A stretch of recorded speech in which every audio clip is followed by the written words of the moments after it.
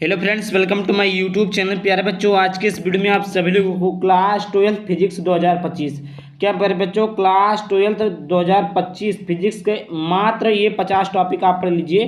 प्यारे बच्चों, अगर आप ये मात्र 50 टॉपिक को पढ़ लेते हैं प्यारे बच्चों, तो 100% मेरी गारंटी है कि आपको बोर्ड परीक्षा में 70 में 70 लाने से कोई नहीं रोक सकता। बोर्ड परीक्षा 2025 में फिजिक्स में आपको 70 में 70 लाने से कोई नहीं रोक सकता। बस आपको करना क्या, मात्र ये 50 टॉपिक को तैयार कर लेना। जो अभी मैं बताने जा रहा हूँ इसी टॉपिक को तैयार कर लेना, आप लोगों का 50 में और 70 में 70 नंबर आ जाएगा। देखिए 70 नंबर बिल्कुल पक्का, 70 नंबर आपका यहाँ से एकदम क्लियर हो जाएगा, इसमें कोई डाउट नहीं, नो डाउट। 100% यही 2025 की बोर्ड परीक्षा में आएगा, इससे बाहर कुछ नहीं आएगा। 2025 की बोर्ड परीक्षा में जितना भी बताऊंगा प्यारे बच्चों 2025 की बोर्ड परीक्षा लिए काफ़ी ज़्यादा इंपॉर्टेंट है। ये 50 टॉपिक आपके इसी में अनुप्रयोग, नियम और उसके बाद में सूत्र का सत्यापन, सारे टॉपिक क्लियर है। पूरे बुक के मैं 50 मार्क क्वेश्चन को लेकर आप लोगों के समक्ष उपलब्ध हुआ हूँ। तो अगर आप लोगों को इसका पीडीएफ चाहिए तो आप लोग कमेंट करिएगा, मैं इसका पीडीएफ प्रोवाइड कर दूंगा। एक एक क्वेश्चन प्यारे बच्चों बहुत ही इंपॉर्टेंट क्वेश्चन है, तो आप लोग सभी क्वेश्चन को तैयार कर लीजिएगा। और अगर आप लोग इसका पीडीएफ चाहते हैं तो डिस्क्रिप्शन में लिंक दिया है, आप वहां से जाकर पीडीएफ को प्राप्त कर सकते हैं। ठीक, ये क्लास 12 फिजिक्स 2025 का है। देखिएगा यहाँ से पहला क्वेश्चन है। पहला क्वेश्चन स्टार्ट होता है। पहला क्वेश्चन है, एक समान विद्युत क्षेत्र में रखे विद्युत द्विध्रुव पर बल युग्म का आघूर्ण ज्ञात कीजिए। एक समान विद्युत क्षेत्र में रखे विद्युत द्विध्रुव पर बल युग्म का क्या करना, आघूर्ण ज्ञात करना है। दूसरा आपका ये देखिए वेरी वेरी इंपॉर्टेंट, ये पहले चैप्टर का लास्ट टॉपिक है। दूसरा आपका है गॉस का प्रमेय। क्या है प्यारे बच्चों, गॉस का प्रमेय। इस टॉपिक को हमने पढ़ा दिया है, आप लोग देख लीजिएगा। दूसरा आपका गॉस का प्रमेय। देखिए गॉस का प्रमेय प्यारे बच्चों ये तो आपका 2014 से लेकर 2014 से लेकर और 2014 से लेकर जो है 2024 की बोर्ड परीक्षा, जितनी भी 2014 से लेकर 2024 की बोर्ड परीक्षा हुई है, कहीं ना कहीं सभी सेटों में पूछे गए। जैसे आपका उत्तर प्रदेश में 7 सेट आता है, 7 सेट आता है, 7 सेट में कम से कम हर साल बोर्ड परीक्षा में 5 सेट में ये टॉपिक देता है। ठीक, ये टॉपिक हर साल बोर्ड परीक्षा में कितने देता है सेट में, 5 सेट में देता है। तो इसका मतलब ये तो 100% गारंटी है कि इस साल भी बोर्ड परीक्षा में आ सकता है। 99% चांस है प्यारे बच्चों कि गॉस का प्रमेय आ ही जाएगा। तीसरा टॉपिक की तरफ बात करते हैं प्यारे बच्चों। तीसरा टॉपिक आपका है कि विद्युत द्विध्रुव की अक्षीय स्थिति में विद्युत क्षेत्र की तीव्रता।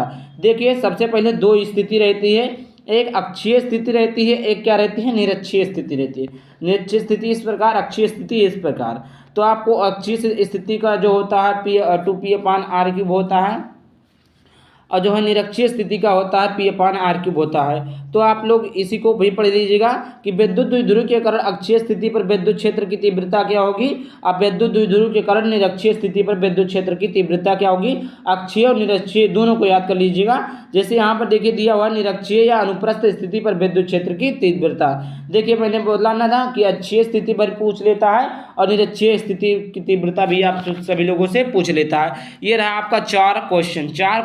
प्यारे बच्चों जितने भी क्वेश्चन में लेकर आया हूँ प्यारे बच्चों, सभी के सभी क्वेश्चन क्या है, बहुत ही ज़्यादा इंपॉर्टेंट। तो आप लोग इस क्वेश्चन को जरूर पढ़ के जाइएगा।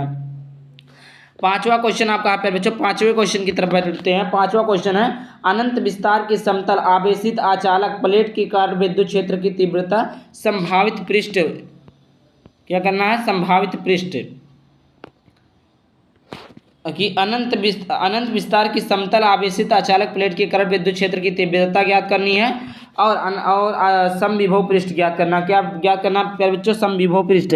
सम माने क्या होता है, समान विभव माने विभव पृष्ठ माने जो पृष्ठ होता है, मतलब जिस पृष्ठ पर समान विभव हो, मतलब चारों तरफ समान रूप से विभव उपलब्ध हो, इसे समविभव पृष्ठ कहते हैं। ऐसा कुछ आप लिख सकते हैं अगर आपको नहीं आता है तो। देखिए समविभव पृष्ठ ये रहा आपका 6वां टॉपिक। क्या रहा प्यारे बच्चों, 6 नंबर का टॉपिक था ये। अब आगे बात करते हैं, आगे बात करते हैं। आगे आपका प्यारे बच्चों 7वां टॉपिक। 7वां टॉपिक आपका समक्ष उपलब्ध है प्यारे बच्चों। 7वां टॉपिक को देखिएगा। 7वां टॉपिक आपका है, 7वां टॉपिक है कि अक्षीय या अनुदैर्ध्य स्थिति में विद्युत द्विध्रुव के कारण विद्युत ज्ञात कीजिए। उसके बाद में अगला टॉपिक का संधारित्र क्या चीज होती है। देखिए प्यारे बच्चों संधारित्र क्या होता है, संधारित्र का सिद्धांत। ये दोनों के दोनों इंपॉर्टेंट है, आप लोगों के लिए काफ़ी ज़्यादा इंपॉर्टेंट है कि संधारित्र क्या होता है, संधारित्र का सिद्धांत क्या होता है। ये दोनों चीज़ों को आप लोग पढ़ लीजिएगा। आगे बात करते हैं। आगे आपके समक्ष उपलब्ध है निरक्षीय अनुप्रस्थ स्थिति पर विद्युत विभव। उसमें क्या था वो, इस निरक्षीय या स्थिति अक्षीय स्थिति पर क्या था, वो विद्युत क्षेत्र था, इसमें विद्युत विभव ज्ञात करना है। 10वां नंबर है कि आवेशित संधारित्र की ऊर्जा, आवेशित संधारित्र की ऊर्जा, समांतर प्लेट संधारित्र की धारिता, समांतर प्लेट संधारित्र की धारिता आप सभी लोगों को याद करना है।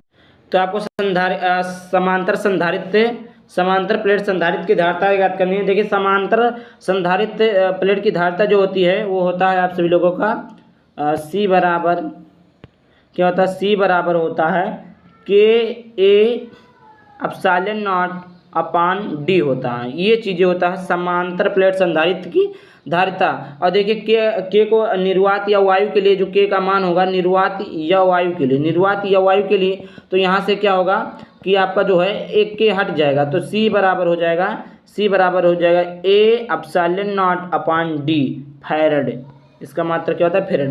यही आपका संधारित्र की धारिता है, यानी समांतर प्लेट संधारित्र की धारिता है। समझ में आ गया समांतर प्लेट संधारित्र की धारिता क्या है। इस सभी चीज़ों को मैं पढ़ाऊंगा एक एक करके। अगला आपका प्यारे बच्चों किरचॉफ के नियम। देखिए किरचॉफ का नियम आप सभी लोगों को पता होगा, वेरी वेरी इंपॉर्टेंट क्वेश्चन।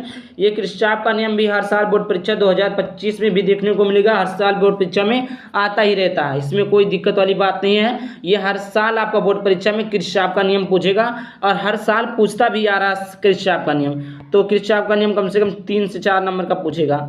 उसके बाद में बात करते हैं अगला बच्चों 13 नंबर का प्रश्न, मुक्त इलेक्ट्रॉनों के अनुगमन वेग। मुक्त इलेक्ट्रॉनों के अनुगमन वेग क्या है, धारा घनत्व तथा अनुगमन वेग में संबंध बताना है। देखिए संबंध भी आपका काफ़ी ज़्यादा इंपॉर्टेंट है कि धारा घनत्व तथा अनुगमन वेग में संबंध है आपको स्थापित करना, जो कि काफ़ी ज़्यादा इंपॉर्टेंट है प्यारे बच्चों।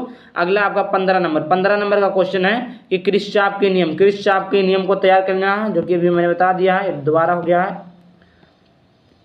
किरचॉफ के नियम होंगे। 16 नंबर का प्रश्न है, 16 नंबर का प्रश्न अनुगमन वेग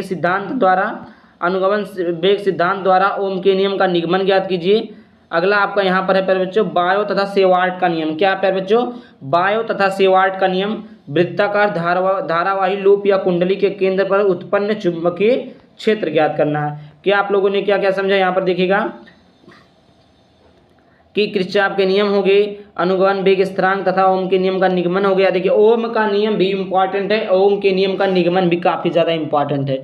दोनों के दोनों इम्पॉर्टेंट है, तो दोनों को आप लोग अच्छे से रीड कर लीजिएगा, अच्छे से पढ़ लीजिएगा, अच्छे से समझ लीजिएगा कि क्या होता है कि ओम का नियम क्या होता है। ओम का नियम वही बराबर होता है 1/4 epsilon not into Q1/Q2 R² होता है। उसका नियम भी और उसका निगमन भी पढ़ लीजिएगा कि कैसे निकालते हैं। बहुत ही सिंपल है, कुछ करना नहीं है, बहुत ही आसानी तरीके से निकल जाएगा ओम का नियम। यहाँ तक तो हो गया। अब बात करते हैं 19वें नंबर की तरफ। 19वां नंबर देखिएगा, 19वां नंबर आप सभी लोगों को है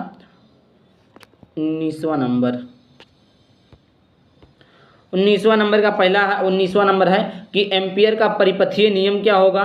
20वां आपका है कि चल कुंडल धारा मापी क्या है। 21वां आपका ब्रह्मचालक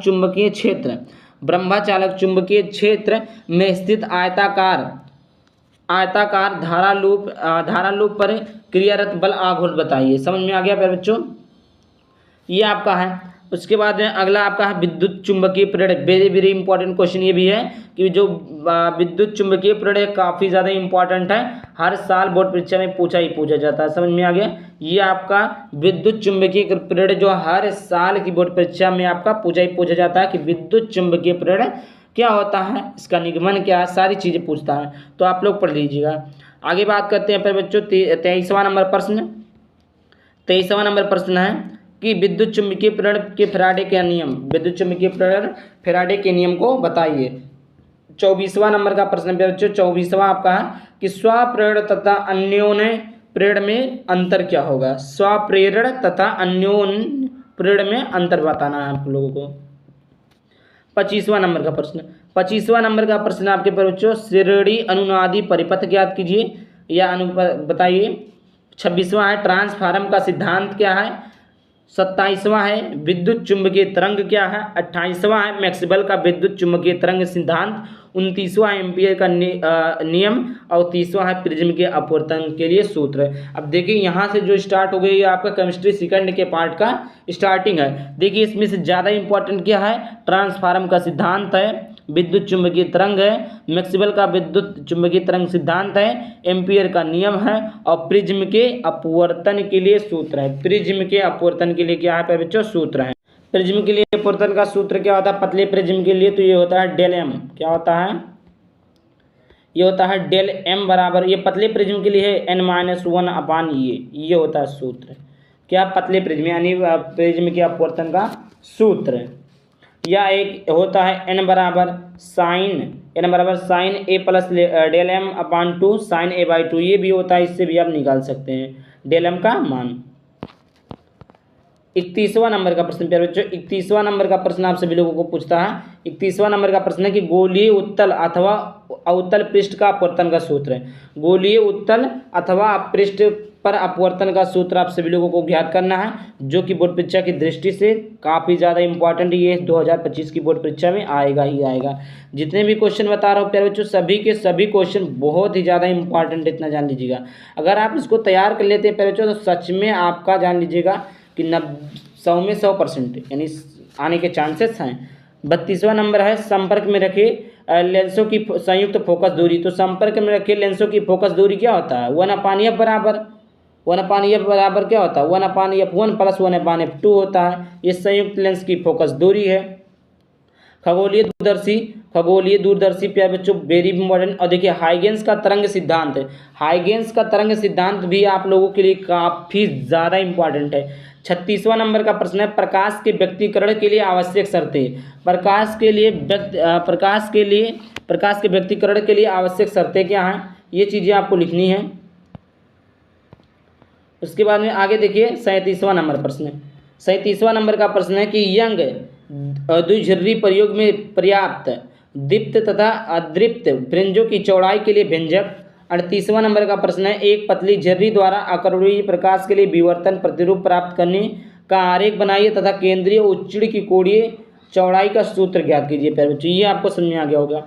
39वां प्रश्न है देहली आवृत्ति तथा कार्यफलन। 40वां नंबर का प्रश्न है प्रकाश विद्युत कार्यफलन। 41वां नंबर प्रश्न है आइंस्टीन द्वारा प्रकाश विद्युत विभव की व्याख्या। और 42वां नंबर प्रश्न है द्रव्य तरंगें क्या होती है? डी ब्रोगली समीकरण। डी ब्रोगली समीकरण प्यारे बच्चों क्लास 11 में भी था। ये आपका हो गया 42 नंबर प्रश्न। अब यहाँ पर देखिए ये लास्ट आपका जो है 43वां नंबर प्रश्न है। 43 नंबर का प्रश्न प्यारे बच्चों कि रदरफोर्ड का परमाणु मॉडल। देखिए 11 में भी पूछा था रदरफोर्ड का परमाणु मॉडल, अब 12 में भी पूछा था, 10 में भी पूछता है रदरफोर्ड का परमाणु मॉडल।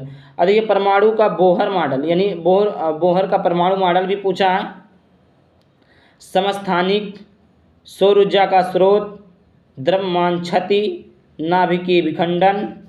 सॉरी तो थोड़ा जल्दी बता दिए, देखिए वीडियो लंबा हो रहा। 44वां परमाणु का मतलब बोहर का परमाणु मॉडल हो गया। 45वां है समस्थानिक हो गया। 46वां है सौर ऊर्जा का स्रोत हो गया।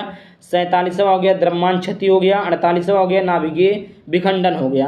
अब उसके बाद है 49वां है P-N संधि डायोड करके अर्धक तरंग दृष्टकारी का परिपथ का चित्रण। 50वां नंबर प्रश्न है परिपथ चित्र की सहायता से P-N संधि डायोड की पूर्ण तरंग दृष्टिकरण प्रक्रिया समझाइए। ये चीज़ें आपकी हैं। तो आई होप आपको समझ में आ गया तो वीडियो को लाइक कर देना, चैनल पर पहले चैनल को सब्सक्राइब कर देना। चलिए मिलते हैं किसी नए वीडियो किसी नए टॉपिक के साथ, तब तक के लिए बाय बाय, थैंक यू, जय हिंद, जय भारत, वंदे मातरम।